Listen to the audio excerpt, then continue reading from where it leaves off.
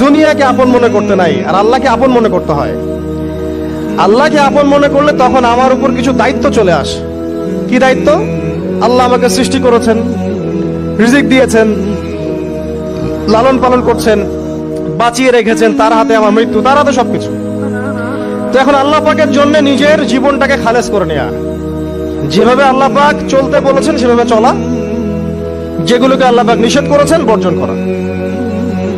আর রাসূলুল্লাহ সাল্লাল্লাহু আলাইহি ওয়াসাল্লামের সুন্নাহ আল্লাহ পাক রেখে দিয়েছেন আমাদের সামনে।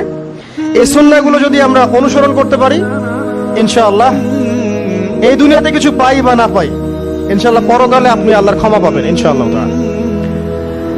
কোরআনের সূরাগুলোর অর্থ এত চমৎকার।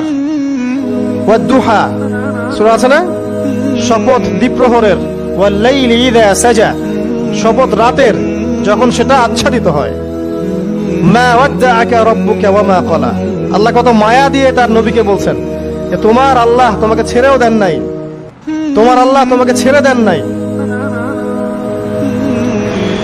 ওয়ালা সাউফা ইউতিকা রাব্বুকা ফাতারদা, শীঘ্রই তোমার রব তোমাকে দান করবেন এবং তুমি সন্তুষ্ট হয়ে যাবে।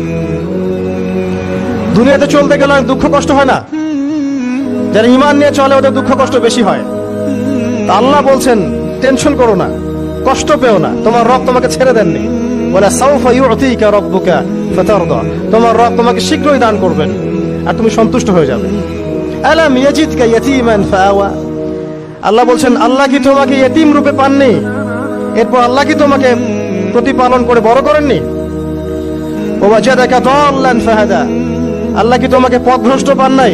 তোমাকে আল্লাহ পাক হেদায়েত দেন নাই? তো আল্লাহ যে এগুলো করেছেন সে আল্লাহ তোমাকে পরকালে ইনশাআল্লাহ ভালো রাখবেন। ফাআম্মাল ইয়াতীমা ফালা তাকহার, তো তুমি ইতিমদের প্রতি কঠোর হয়ো না। ওয়া